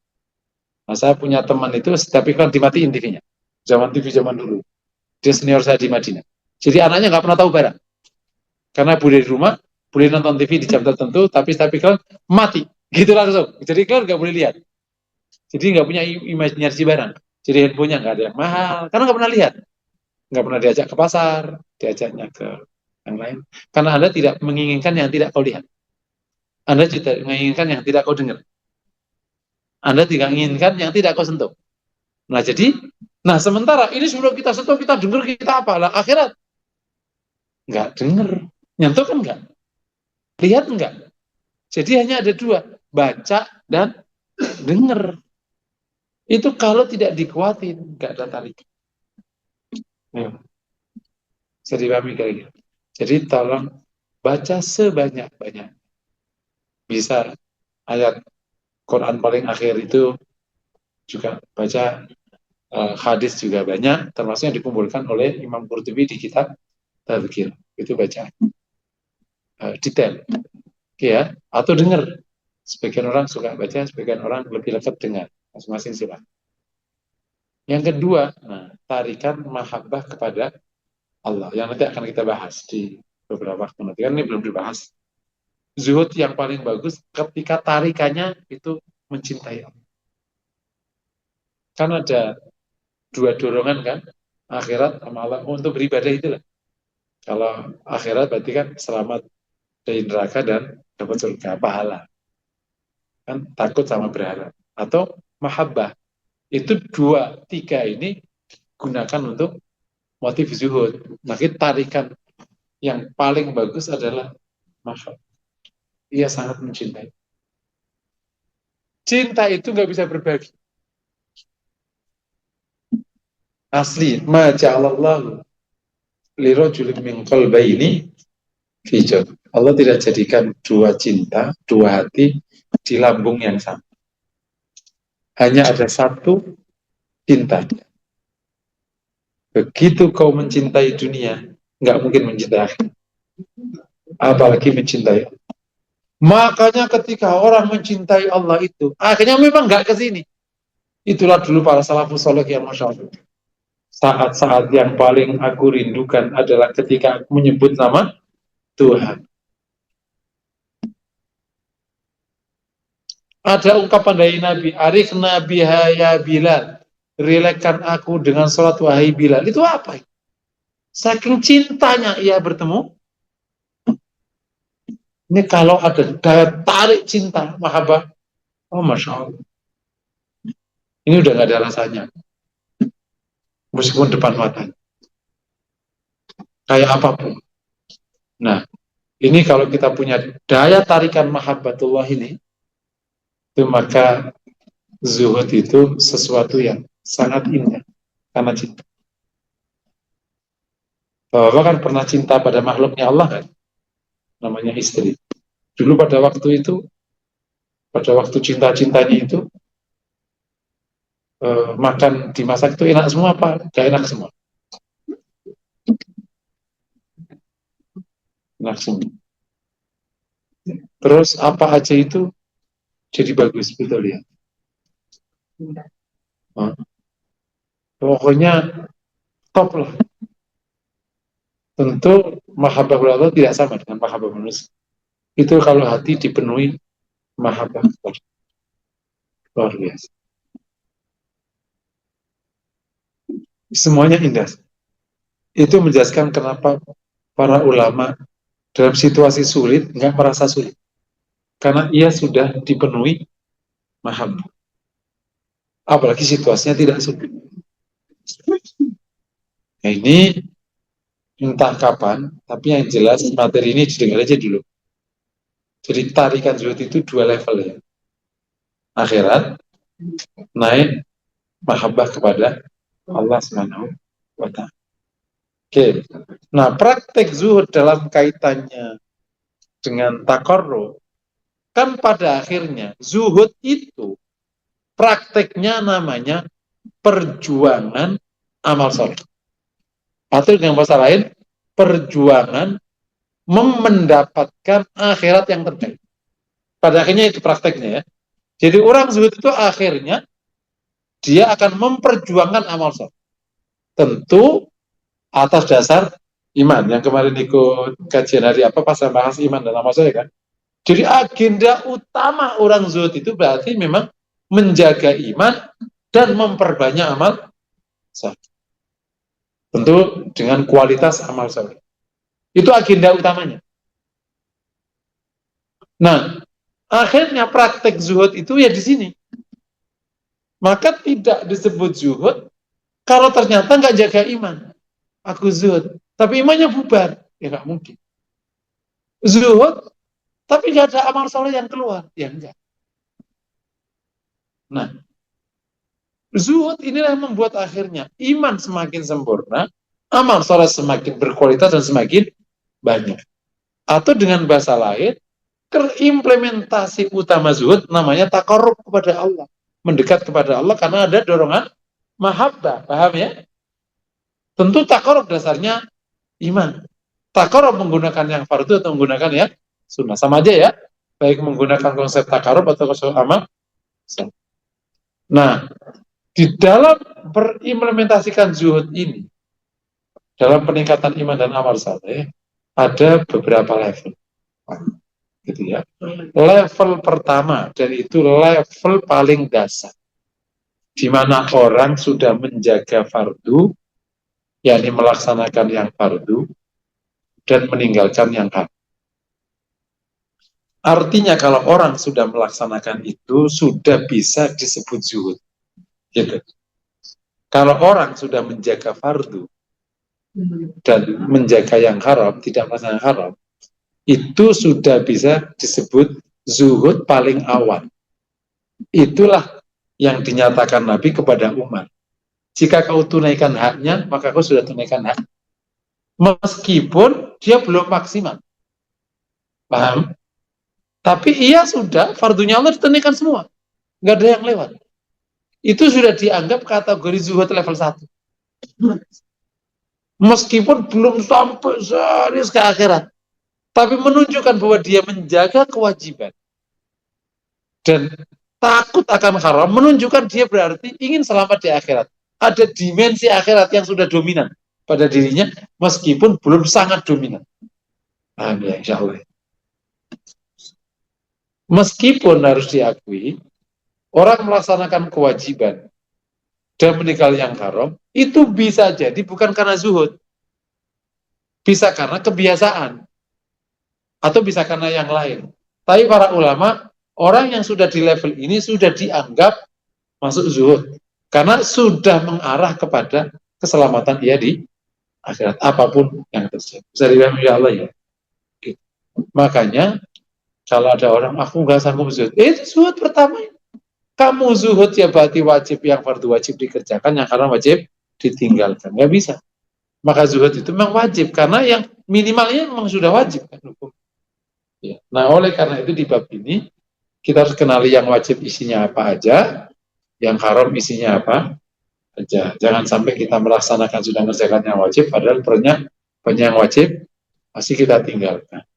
Kita merasa sudah meninggalkan yang haram, padahal ternyata banyak haram yang masih dikerjakan. Kenali wajib itu apa aja, yang haram apa aja. Itu nanti yang wajib kan ada yang paling utama, yang utama, tapi semua masih kategori yang wajib ya. Si level kedua. Iya, nah sebentar. Kalau kita ngomong wajib sama haram, itu berarti ada amal hati, amal perbuatan, anggota badan, ada amal lisan ya, bukan hanya wajib yang perbuatan ya hati yang enggak. Ya wajib ya ikhlas itu wajib, syukur itu wajib, itu semua yang wajib-wajib. Termasuk sholat, termasuk saum. Level kedua praktek zuhud, nah dia sudah mulai menambah. Nah, ini zuhudnya sudah terasa. Ia sudah mengerjakan yang wajib dan yang sunnah. Meninggalkan yang haram dan yang makruh. Dia sudah ke arah sana. Zuhud itu kan amal hati, kan nggak ada tahu. Kok hatimu kemana kan nggak tahu. Tapi prakteknya itu gitu. Meskipun bisa jadi orang yang melaksanakan kewajiban sunnah belum tentu dia zuhud. Ia melakukan itu karena hal lain, mungkin. Tapi secara praktek dia sudah dianggap ada di area zuhud karena apa? Sudah ke sunnah kan berarti sudah takarrub gitu. Karena tidak terbayang orang mengerjakan sunnah sementara nggak ingin akhirat. Kira-kira bahasanya gitu. Orang juga tidak terbayang meninggalkan hal, meninggalkan makro atas dasar apa dia? Wong makro sudah ditinggalkan. Berarti sebenarnya sudah ada detik benih-benih zuhud, benih-benih akhirat yang ada. Oke. Yang ketiga, dia mengerjakan yang wajib dan sunnah, berhenti dari haram dan makro, dan menjadikan yang mubah menjadi sunnah. Yang mubah menjadi sunnah. Jadi hidupnya sudah pahala. Nah, situasi ini terasa sudah sangat totalitas.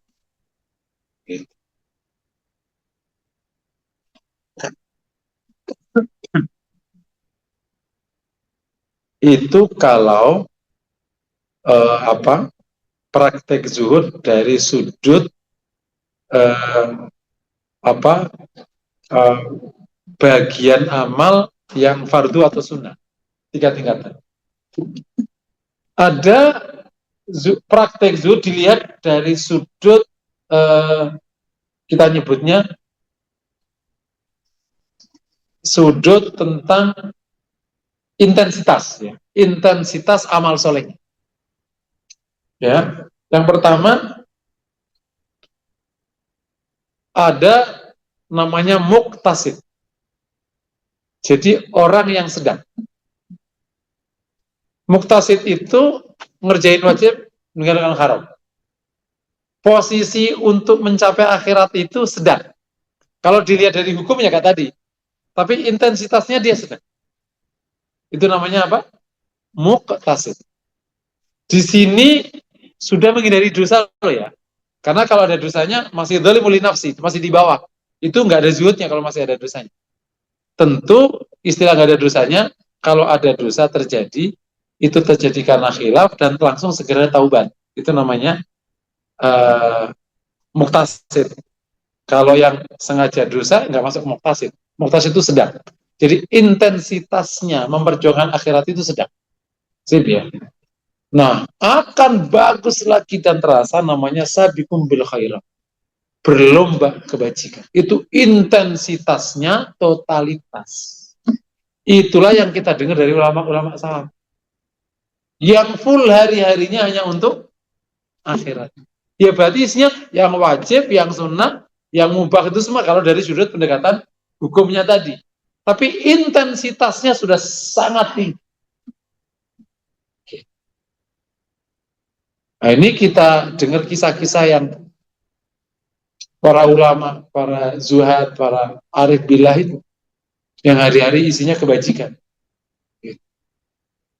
Harus diakui akhirnya praktek zuhud yang sabiqum bil khair meskipun bisa diisi dengan amal-amal yang bersifat sosial atau amal-amal yang bersifat profan ya, duniawi. Dalam prakteknya sepanjang sejarah Islam, ketika sudah masuk sabiqum bil khairat, itu amal yang menghiasi itu amal-amal yang ukhrawi. Ini hanya praktek ya. Jadi orang orang kerja niat amal soleh kan bisa kan? Bisa. Orang dagang niat amal soleh kan bisa kan? Dagang tapi itu sebenarnya dapat pahala kan bisa kan? Tapi praktek para arif billah ketika sudah masuk ke area sini, memang yang agak dominan itu amal-amal yang bersifat ukhrawi, bukan duniawi. Ya sholat, ya zikir, ya tilawah, ya ngaji, ya apa. Yang sana-sana biasanya sudah selesai mereka. Sudah selesai. Itu makanya yang ingin pasif income itu bukan hanya anak muda yang ikut training motivasi. Yang butuh pasifnya itu kita-kita yang butuh zuhud. Supaya zuhudnya itu bisa sampai kumpul khairat. Karena kita udah pasif income. Jadi pasif income itu konsepnya orang Islam. Gitu. Gimana di masa umur tertentu, engkau sudah tidak perlu terjun. Engkau sudah ke arah ini. Sebenarnya secara teori, amal-amal duniawi bisa jadi amal akhirat. Tapi entah gimana, sejak zaman sahabat dan zaman tabi'in, kalau orang sudah intensitas ke akhirnya tinggi, pilihan amalnya ukhrawi. Kenapa demikian? Karena amal duniawi itu harus jaga niat, harus jaga banyak hal untuk bisa dibawa ke akhirat. Harus jaga halal. Tapi kalau amal sholat, zikir kan memang bentuk amalnya sudah benar kan? Jadi ya udah tinggal aja terus gitu. Istilah kayak gitu istilah. Seperti kisah tentang apa yang dikerjakan salafus soleh pas Ramadan. Itu kan intinya kan amal soleh sebanyak-banyaknya. Tapi kenapa kisah yang hadir itu baca Quran, qiyamul lail, terus sedekah. Semua kan yang kayak gitu-gitu amal solehnya kan. Tapi kayak bisnis, kerja, ke pasar, nggak disebutkan. Karena ini memang amal-amal ini kan perlu nata hati supaya jadi amal. Jadi akhirnya dalam praktek hidupnya orang zuhud yang sudah sabiqum bil khairat akan banyak sekali amal ukhrawiyah. Itu kira-kira. Meskipun ini bukan segalanya.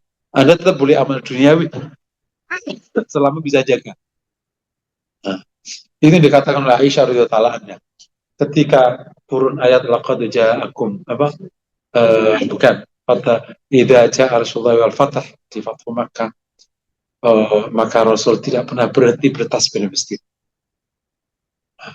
Jadi akhirnya memang praktek para zuhad sepanjang sejarah Islam, begitu sudah intensitasnya tinggi, amal ukhrawinya yang banyak. Amal ukhrawi itu amal-amal yang bentuknya udah akhirat.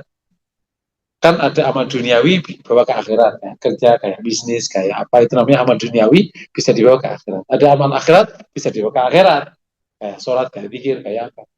Ada amal akhirat tidak sampai ke akhirat karena niatnya buruk. Amal dunia tidak sampai ke akhirat karena nggak ada niatnya. Ya udah kan gitu kira.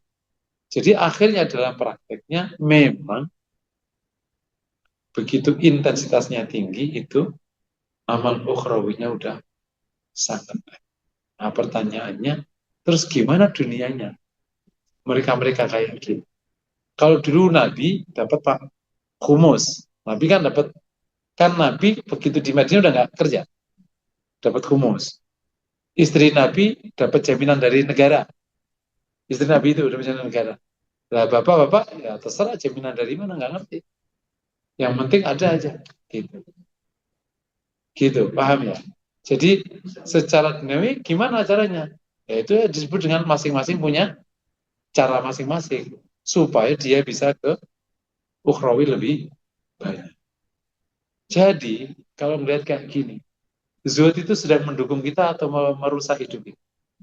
Bahkan sampai dibilang suruh pasif income lebih awal supaya kau lebih lebih bisa intensitas akhiratnya lebih tinggi. Dan itu kenikmatan orang hidup. Ketika di akhir-akhir hayat, kau amal ukhrawinya yang paling dominan, mengikuti jejak Nabi Sallallahu Alaihi. Tiada keinginan hidup melebihi keinginan orang zuhud. Nah, seperti yang Allah sebutkan, izah di dunia, yuhibbukallah. Jika di dunia Allah akan mencintai. Bisa dipahami Allah ya. Jadi ada praktek zuhud sudah, dari sudut hukum, dari sudut intensitas, ada muqtasid, ada sabiqum bil khairan. Mungkin pertanyaannya, apa nggak pegel aja kalau hidup gitu? Ya? Apa nggak pegel? Apa nggak capek hidup kayak gitu? Jawabannya enggak, karena engkau sudah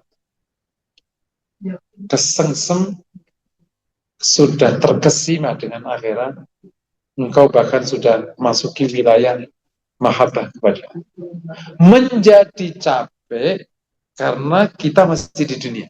Nah, jadi kalau sholat masih capek, zikir masih capek, ngaji masih capek, amal soleh masih capek, sebenarnya kita belum ada zuhud sama sekali.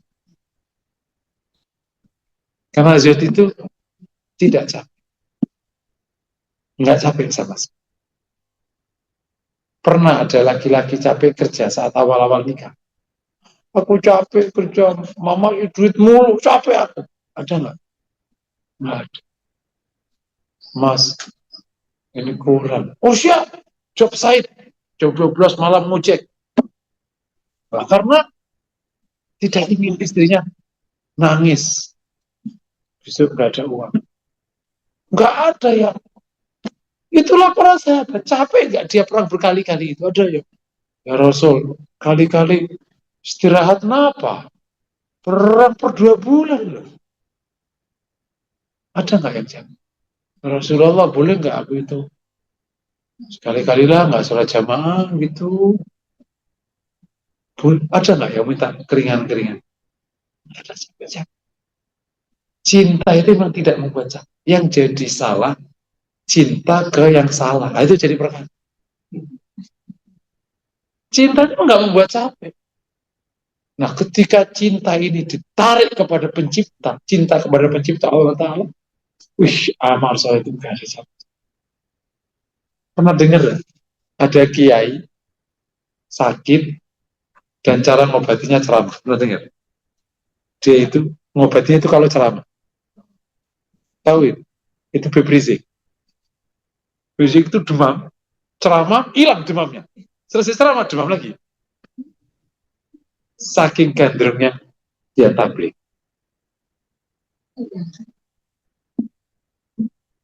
Jadi ketika sudah ada tarikan, saya suka istilah kesengsem, terkesima, nggak capek.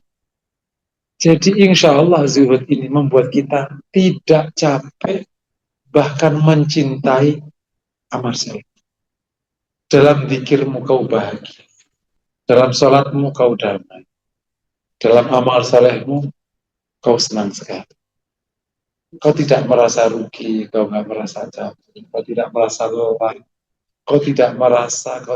kau menikmati proses siang dan malam. Oh, dan ada saat di mana orang mendekati situasi itu. Dan itu semua kita pernah melakukan. Karena ada tarikan kita jadi orang benar. Itu awal tarikan zuhud. Dia adalah orang umrah pertama kali. Orang haji pertama. Masuk hotel jam 11. Jam 3 udah keluar ke masjid. Betul? Capek enggak? Enggak. Tarikan amal soleh di Ka'bah atas dasar pahala, atas dasar apapun lah. Membuat jam 12 masuk kamar, jam 3 balik. Terus duhur pulang, asar balik, nggak pulang sampai isya. Nah, capek itu orang umrah. Begitu kau sudah umrah berkali-kali dan kesananya bukan taubat tapi mau belanja-belanja, mulai capek. Itulah agen-agen travel. Capek ke masjid udah biasa. Gitu. Dorongan akhiratnya udah gila. Dorongannya udah duit. Capek kan jadi. Jadi dorongan X membuat semua amal ke X nggak capek. Jadi kalau kita beramal soleh kalau capek, lelah, berarti belum. Hah? Iya, nggak capek. Sip ya. Insya Allah mungkin belum ini waktu. Atau ada yang mau bertanya? Tinggal tanya aja. Oke, nanti ada satu mungkin tip-tip praktis ya supaya bisa memulai. Jadi silakan kalau ada pertanyaan.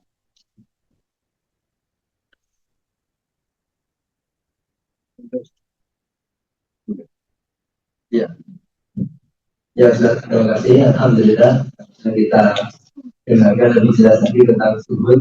Jadi teorinya tadi kayaknya jelas banget. Susahnya dengan prakteknya.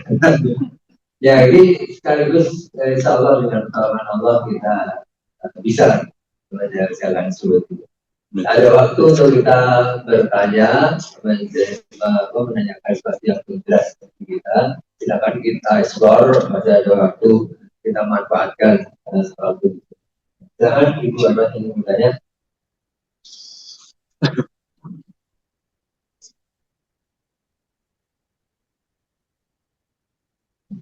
Ibu biasanya banyak. Fadil, Bu. Oh. Ya.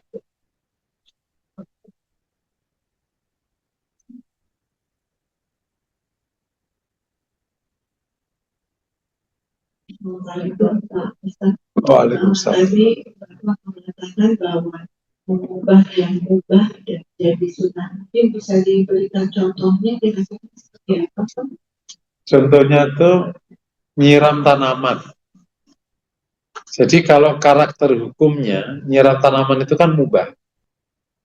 Kau nyiram ya nggak dapat pahala, kau tidak nyiram juga nggak dosa. Kan karakter hukumnya ya, mubah. Nah, itu diniatilah syukur kepada Allah atas tanaman, diniati menjaga, memakmurkan alam semesta. Itu kan perintah Allah. Diniatkan supaya indah, enak dipakai ibadah. Nah, itu kayak gitu-gitu. Itu jadi sunnah, diubah jadi sunnah. Contoh jalan pagi, itu karakter hukumnya namanya mubah. Niat supaya sehat, nanti biar bisa ibadah. Niat sehat supaya bisa jaga suami. Kan amal soleh semua. Niat sehat supaya bisa ngaji, niat sehat gitu. Itu namanya iya, makan minum tidur itu mubahat semua. Jadi sebagian amal kita itu sebenarnya banyak mubah. Makanya permainan orang mulia kalau di akhirat itu di permainan mubah. Fardu kan terbatas, sunnah terbatas. Tapi mubah itu semuanya. Nah, orang-orang baik itu mubah ini digeser ke sunnah dengan memperbaiki niat. Iya, dengan niat. Berbagi niat saja. Tentu mubahnya tidak boleh ada yang haram ya. Kalau haram ya nggak jadi. Kalau haram ya diniatkan baik juga aja nggak bisa. Ada ada input haramnya gitu. Misalnya kayak jalan-jalan pagi sama orang yang bukan mahramnya, lah kan nggak boleh. Aku niat sehat, nah, ini ada haram, nggak boleh. Jadi Ustaz, kalau tidur itu kan lama Ustaz 6 jam ya. Kalau kita niatin karena ibadah dengan mulai dengan doa dengan zikir jadi ibadah satu. Iya, kalau secara hukum ya itu jadi sunnah, jadi ibadah. 6 jam itu, maka gitu. Nah, makanya orang-orang malas itu main di sini rata-rata. Mumpah waktu Ramadan itu tidur aja, nanti diniati. Ya, jawabannya antara hasil orang tidur yang diniati dengan orang baca Qurannya ya beda kelas lah. Itu kan mirip aku tidur aja di kelas lah nggak garap soal, yang penting masuk. Emang masuk kan? Tapi kan beda dengan yang belajar beneran. Bekerja 8 jam kita bisa. Iya, sama itu. Bekerja itu hukumnya mubah. Secara karakter hukum itu mubah. Nah, makanya diniatin untuk supaya bisa bayar zakat, untuk nyari nafkah, menjadi wajib malahan, bahkan naik jadi wajib kalau nyari nafkah. Jadi akhirnya berpahala nyari nafkah. Itu makanya untuk bab kerja ini benar-benar harus ditata, karena kan waktu kita banyak di situ. Jadi kuncinya di mobile saja, di mobile itu maka waktunya bisa 34. Benar, kita, betul. Kita ubah niatnya menjadi ibadah. Iya, betul. Jadi permainannya itu dimubah itu. Iya. Dimubah. Silakan Ibu Daya.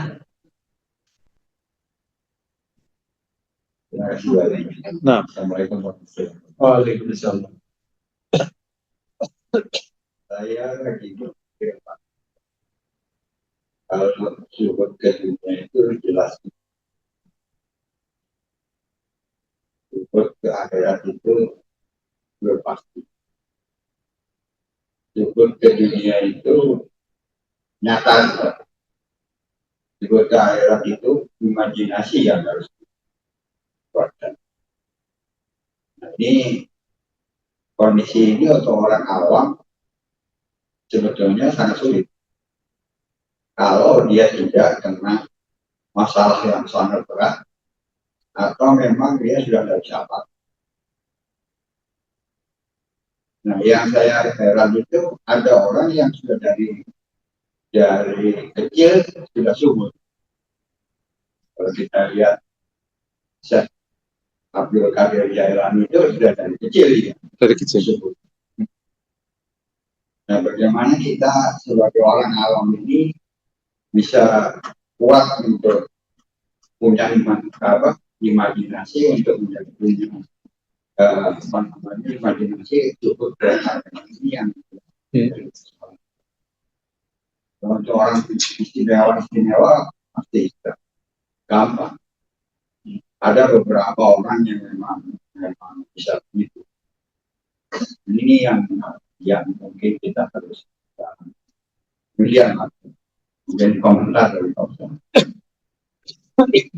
Semua makom di ilmu hati itu kan karunia Allah.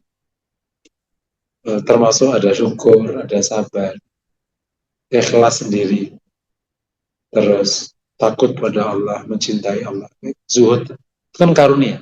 Sebagaimana orang dikasih karunia kecerdasan otak, ada yang dikasih karunia kecerdasan spiritual, kecerdasan rohani, ada orang dikasih bau badan yang wangi, ada orang dikasih ruqyah yang wangi. Sama kasusnya, karunia dari Allah. Cuman lagi-lagi proses pemberian Allah ini kan juga terhubung dengan proses sebab akibat. Karena Allah menetapkan innallaha la yughayyiru ma biqaumin hatta yughayyiru ma bi anfusihim. Sehingga kita perlu berusaha. Nah, ada sebagian orang usahanya itu tampak ringan karena sudah dimulai oleh keluarganya. Dia ketemu enaknya, mirip. Ada orang udah punya perusahaan dari kecil karena usaha sama kakeknya. Syekh Qadir Jailani itu dimulai dari kakeknya. Ibunya itu luar biasa. Waktu lahir emang kan terkenal waktu dia ditanya, duitnya berapa? Ini duitnya gitu. Duit itu udah nggak dimasuk di hati kan dia punya dikasih ibunya itu 40 dirham ya kalau nggak salah. Waktu 40 dirham pokoknya 40 kalau nggak salah. Kan itu kan penyamun, pembegal kan. Semua ditanya ngumpetin. Qadir Jailani, kamu punya apa? Enggak apa-apa. Aku punya kan karena nggak ditanya. Kan anak kecil loh. Terus bilang, Pak, aku punya. Ngomong justru, aku punya. Nah, karena dia ngaku, takut. Ini bukan orang sembarangan. Nah, itu karomanya udah muncul sejak dia ngaku punya uang 40 dirham. Itu perjuangan ibunya sebelum yang telah menanam dah sejak hamil sebelumnya. Jadi ada sebab yang diusahakan yang akhirnya menjadi karunia bagi dan itu mungkin ini mirip dengan karunia-karunia yang lain. Nah, Syekh Jailani sendiri juga berusaha kan tolabul ilmi akhir ke Baghdad dan seterusnya. Jadi memang ada sejumlah orang dapat karunia yang sangat istimewa, tapi tetap saja itu ada hukum sebab akibatnya yang berlaku padanya. Cuman memang sebab akibatnya tidak tidak lumrah. Itu yang pertama. Yang kedua untuk awam nas gimana? Sebagaimana Rasul kan pernah mendorong kita semua untuk punya cita-cita yang tinggi terhadap akhirat. Ini harus dipahami sebagai sebuah dorongan. Idza sa'altumullaha fas'alul firdaus. Kalau kau minta kepada Allah, mintalah firdaus. Padahal buru-buru firdaus selamat aja kita udah untung gitu kan kira-kira. Tapi Rasul tetap nyuruh kita minta firdaus. Atas nama mengikuti Rasul, minta firdaus. Jangan minta, ya Allah nggak apa-apa, emperan-emperan surga nggak apa-apa, yang penting selamat. Nggak gitu doanya. Suruh minta firdaus. Ya ini dari awal kita suruh cita-cita ini. Kenapa? Istilah awamun nas atau tidak awamun nas itu kan istilah fakta yang bisa dirubah oleh Allah seketika. Paham ya? Itu kritikan para ulama salaf terhadap kita. Kenapa orang kholaf itu, kalau untuk akhirat, pada nggak berani bercita-cita. Kalau untuk dunia, berani cita-cita tinggi. Oh, enggak kira-kira. Itu kritik kholaf. Salaf itu sudah nanti orang kholaf, bakal begini karakternya. Dia untuk akhirat, nggak berani bercita-cita tinggi. Begitu untuk dunia, dia cita-citanya tinggi. Gitu. Begitu akhirat, nggak apa-apalah, nggak bisa baca Quran, mau gimana lagi. Nasib. Kan Allah maha pengampun. Padahal dia harus belajar bahasa ini, bahasa ini, bahasa ini. Bisa dia.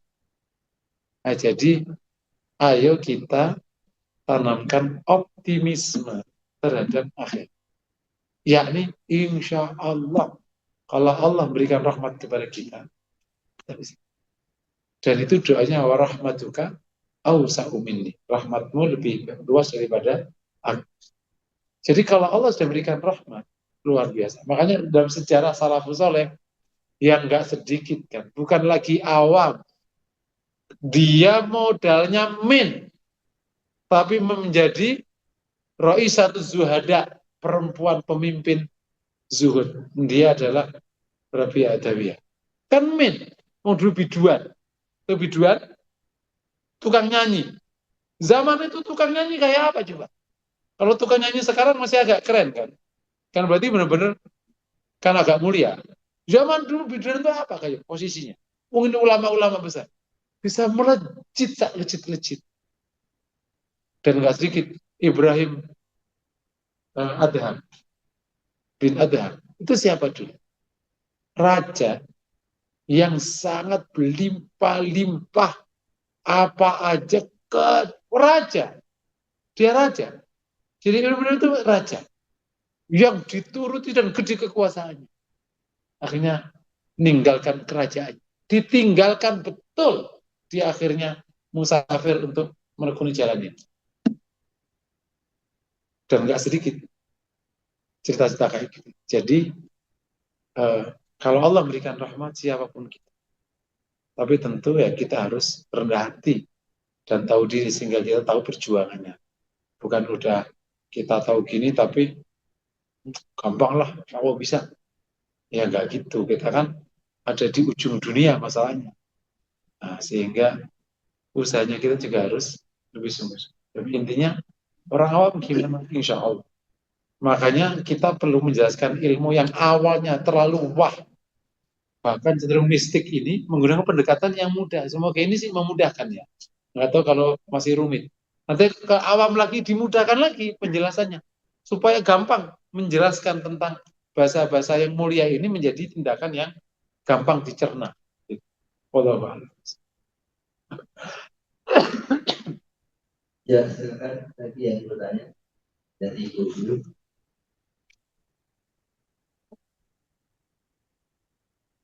Kalau tidak saya berikan tip ya, yang praktis.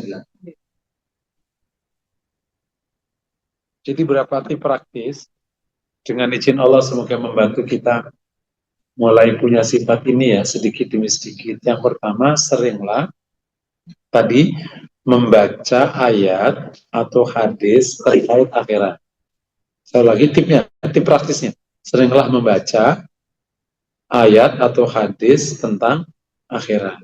Bukunya ada, kan? Kalau Quran itu ayat juz 21 ke belakang itu akhirat semua urusannya. Bahkan dari 18 saja udah akhirat semua. Itu sering aja dibaca. Kalau hadis itu adanya di Kitabur Raqaiq itu akhirat semua. Kitabur Raqaiq. Yang kalau ada kitab buku nyari Kitabur Raqaiq atau Kitabur Riqaq itu pasti isinya akhirat. Di Sahih Bukhari, di Muslim itu bab tentang urusan akhirat memang. Nah, buku yang cukup simpel Tadhkirah itu Qurtubi itu yang sudah dikumpulin sama beliau tentang akhirat. Ya. Tapi di kitab hadis tentang akhirat banyak. Kitab Zuhud itu juga tentang akhirat. Namanya Kitab Zuhud, judulnya Zuhud. Yang kedua, dengar cerita tentang akhirat. Nah, biasanya yang suka cerita akhirat itu biasanya ulama-ulama tasawuf. Atau ulama cenderung sudah agak tua-tua, ini cerita akhirat biasanya. Sering aja datang.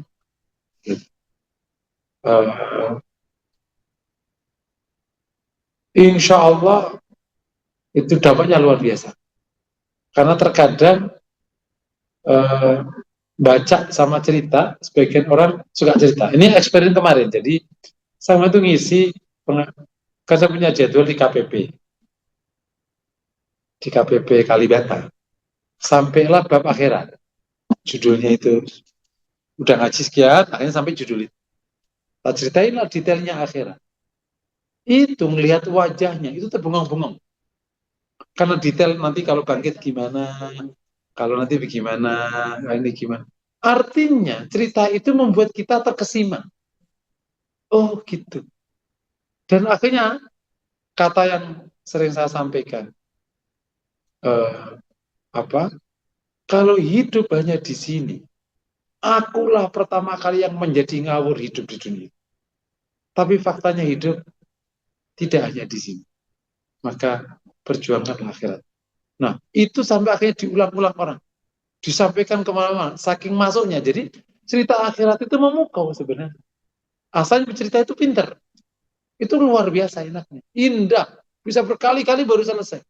Cerita hisab, cerita bangkit, apalagi cerita neraka. Cerita surga, cerita sirah, cerita di surga itu kayak apa.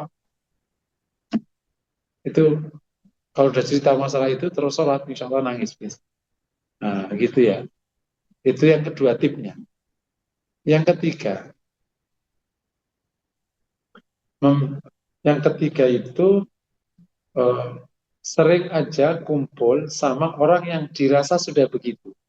Sehingga nanti ketarik situasi mentalnya. Ya, para ulama yang zuhud ya. Enggak semua ulama zuhud ya. Kalau sudah zuhud yang terasa sekali. Nyarinya sih nggak tahu di mana. Tapi kalau ketemu itu daya tariknya tinggi.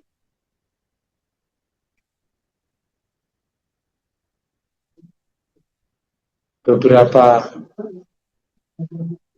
pimpinan ormas itu ada yang sudah beberapa kisbit atau kiai-kiai sepuh yang nggak terkenal, ada yang nggak. Biasanya memang harus kita akui yang di tarekat ya. Kalau yang nggak ikut biasanya jarang.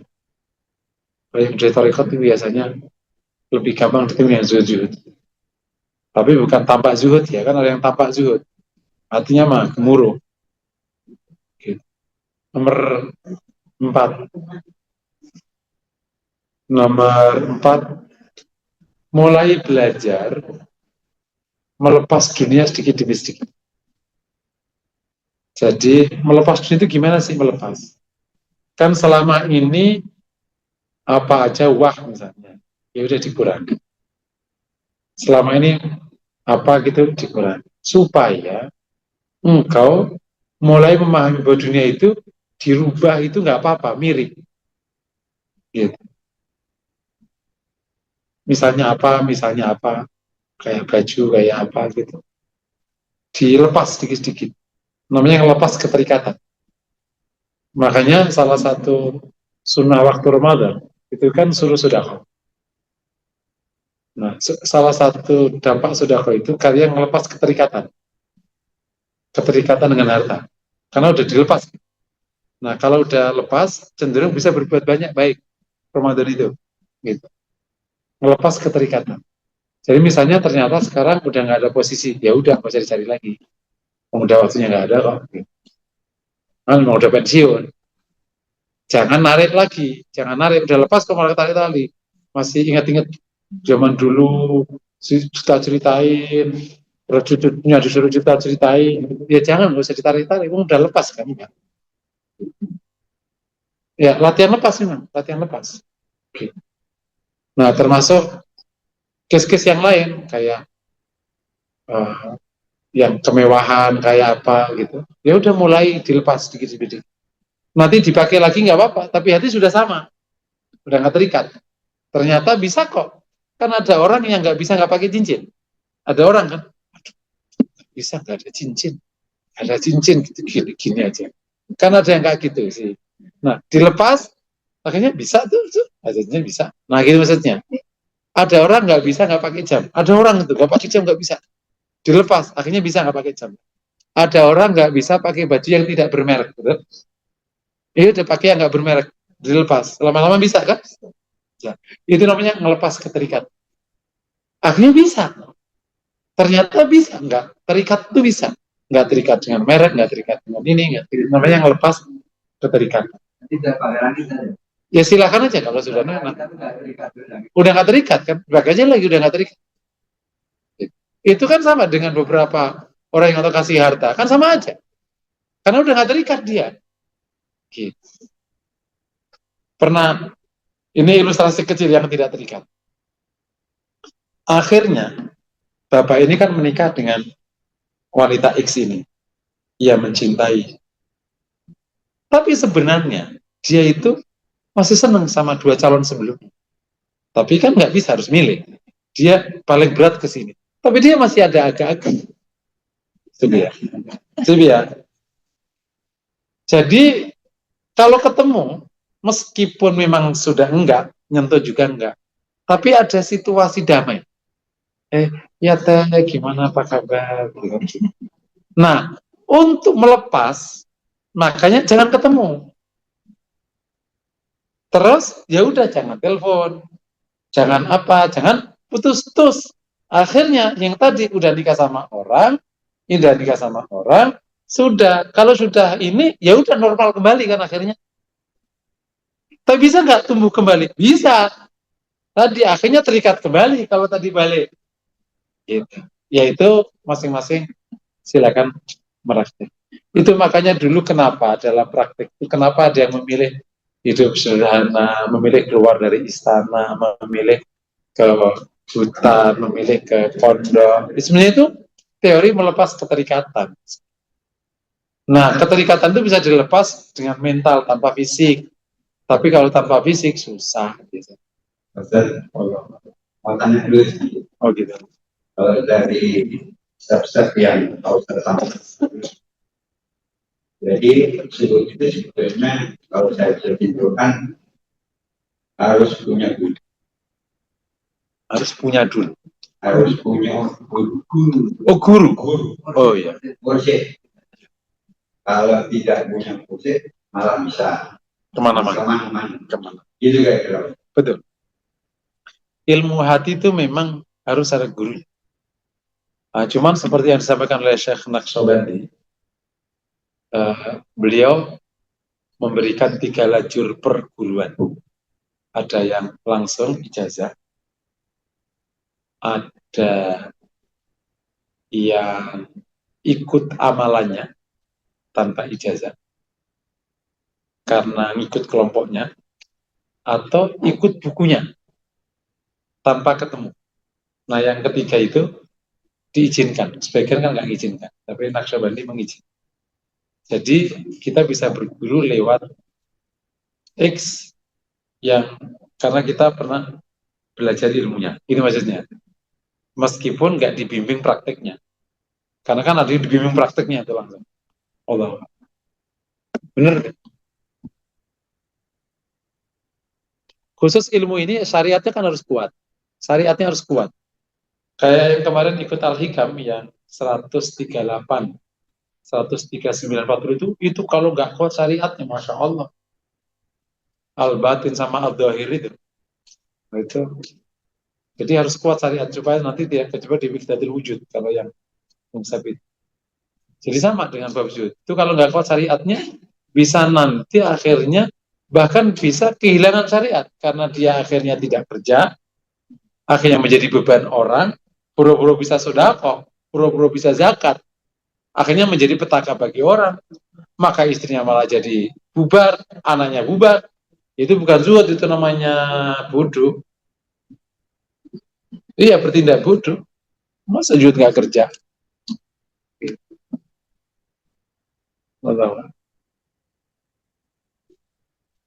Ya, secara umum, Bapak Ibu dirahmati Allah, siapapun kita, termasuk saya, kita tidak ada halangan untuk berharap dapat makom-makom yang mulia. Apalagi Imam Rasul menyuruh kita untuk memohon surga paling tinggi. Itu artinya kita memang didorong untuk berani bercita-cita di kebajikan. Mengutip pernyataan Ibnu Qayyim rahmatullahi alaih yang mengatakan, untuk akhirat, untuk kebaikan aku bercita-cita paling tinggi. Dan kalau aku boleh, aku ingin jadi nabi. Gitu. Tapi karena tidak boleh, aku ingin jadi walinya Allah Subhanahu wa Ta'ala. Itu kan yang mengatakan gitu. Artinya orang boleh bercita-cita tetap kebaikan. Aku ingin sholat ini, aku ingin kelak gini, aku ingin ketemu Nabi, boleh, nggak apa-apa. Dan seterusnya. Termasuk semoga aku bisa juga, semoga ini, semoga ini, semoga ini. Boleh. Bahkan baik bercita-cita untuk akhirat. Sangat baik. Nah, semoga dengan cita-cita itu Allah mudahkan, Allah kasih. Mungkin hari ini nggak terbayang, tapi sejarah menunjukkan setiap niat baik itu Allah bantu. Alladzina jahadu fina lanahdiyannahum subulana. Nah, jadi proses kita untuk berusaha, maka sebagai saya katakan kita tekun, jatuh bangun kita tekuni, nggak apa-apa. Aku udah setahun tetap aja aku mata duitan, nggak apa-apa. 2 tahun. Kalau nggak punya duit itu deg-degan Ustaz. Wah, punya duit itu seneng banget. Padahal udah baca hasbiyallah wa ni'mal wakil, tapi aja gak punya duit tuh gak enak Ustaz. Kalau punya duit segepok itu baru enak gitu. Ya gak apa-apa, ya belajar terus sampai yang menenangkan itu Allah. Ya namanya belajar kan. Allah. Dan satu lagi. Jadi tadi kan dijelaskan usul sebenarnya bisa dijelaskan secara logik kan. Iya. Jadi dengan logika. Tapi kenapa selama ini orang kalau menjalani amalan hati seperti ini, sepertinya lewat mursyid cuma udah kamu nggak usah biasanya ikuti aja saya. Maksudnya ikuti aja amalan ini, ajaran ini. Bagaimana saya jelaskan? Yaitu jenis-jenis pendidikan. Kan ada orang tua ngomongnya gini, udahlah nikah aja bisa sama bapak, kamu nikahin. Aku udah tahu selera. Ini bapak jenis kolonial. Ada bapak kredit, udah waktunya nikah, ayo kita cari bareng-bareng. Nanti kita sepakat. Nah, diskusi panjang cerita. Nah, ini bapak milenial. Nah, ini karena ini milenial, zuhudnya harus dijelaskan pakai milenial. Kalau nggak dibab. Itu hanya metode untuk memahamkan konsep. Dan itu yang kami tempuh, karena akhirnya bisa menyasar sebanyak mungkin orang. Karena ilmu ini itu ditakuti orang. Dan seakan-akan itu milik orang khusus. Bin khusus, bin khusus. Terutama aki-aki yang sudah sangat renta, barulah jujur ke sini. Orang-orang desa yang terpojok baru ke sini. Supaya orang kota, orang mapan, orang apa, nggak usah lah. Nggak mungkin, nggak sanggup. Nah, nggak. Ilmu ini untuk umat Rasulullah SAW. Karena Rasul menyampaikannya dulu dari awal ya ya menyampaikan aja Rasul. Bahkan kalau kita proses pendekatan metode, ya kita akan malah bertanya metode mana yang paling dekat sama sunnah. Tapi itu metode para ulama yang begitu, itu memang ada pijakannya. Apalagi memang secara keberhasilan luar biasa. Kalau ikut memang rata-rata berhasil. Baik, saya sekarang masuk dan masuk tersebut. Mohon bisa diantarkan dengan doa, mudah-mudahan yang bisa menjadikan kita mudah. Jadi, satu Bapak Ibu, mari sama-sama kita berdoa. Semoga Allah kabulkan doa. Astagfirullahaladzim. Astagfirullahaladzim. Bismillahirrahmanirrahim. Alhamdulillahirabbil alamin. Alhamdulillah. Alhamdulillah. حمدا يوافي نعمك يا ربنا لك الحمد كما ينبغي لجلالك الكريم على سلطانك. اللهم اهدنا الى احسن الاخلاق واحسن الاعمال واحسنها الى انت. اللهم اغفر لنا وتب علينا انك التواب الرحيم. اغفر لنا ولوالدينا وربنا سوارا. اللهم آت نفوسنا تقواها وزكها أنت خير من زكاها أنت مولاها. اللهم أحسن أخلاقنا كما أحسنت خلقنا. اللهم أحسنت، اللهم كما أحسنت خلقنا أحسن خلقنا. اللهم اهدنا إلى أحسن الأعمال أحسن الأخلاق لا يأتي أحسنها إلا أنت تصرف الناس السيئة إلى أنت. اللهم نسألك مقامات محمودة ونسألك المقامات العلى. اللهم نسألك المقامات العلى. اللهم أعنا على ذكرك وشكرك وحسن عبادتك. أعنا على الزهد، أعنا على الزهد، على التقوى، على الشكر والصبر يا أرحم الراحمين. ربنا آتنا في الدنيا حسنة وفي الآخرة حسنة وقنا عذاب النار. اللهم صل على محمد وعلى آله وصحبه وسلم. الحمد لله رب العالمين.